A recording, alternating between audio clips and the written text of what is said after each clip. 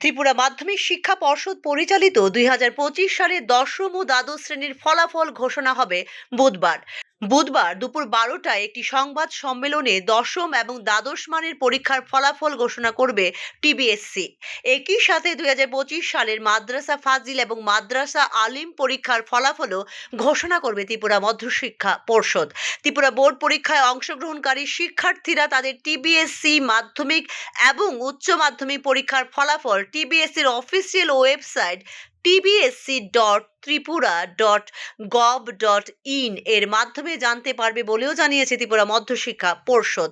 ত্রিপুরা বোর্ডের দশম ও দ্বাদশ শ্রেণীর পরীক্ষা 2025 সালের পাশ করার জন্য শিক্ষার্থীদের প্রতিটি বিষয়ে পেতে হবে কমপক্ষে 30 নম্বর, সর্বমোট পেতে হবে ন্যূনতম 150 নম্বর।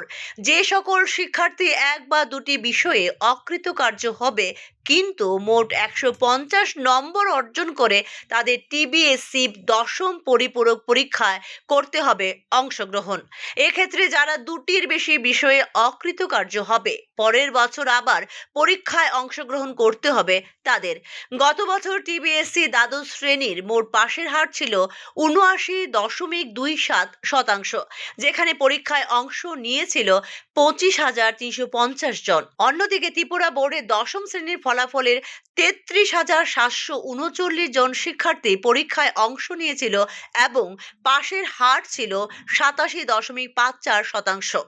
উল্লেখ করা যেতে পারে ত্রিপুরা মধ্যশিক্ষা পর্ষদের 2025 সালে দ্বাদশ শ্রেণীর পরীক্ষা শুরু হয়েছিল 24শে ফেব্রুয়ারি। মাধ্যমিক পরীক্ষা শুরু হয়েছিল 25শে ফেব্রুয়ারি থেকে। এক্ষেত্রে 22 মার্চ শেষ হয় উচ্চ মাধ্যমিক পরীক্ষা, যেখানে মাধ্যমিক পরীক্ষা শেষ হয় 18 মার্চ।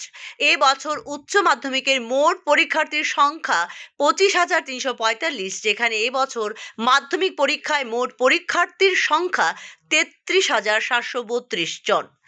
ব্যুরো রিপোর্ট, নিউজ নাও।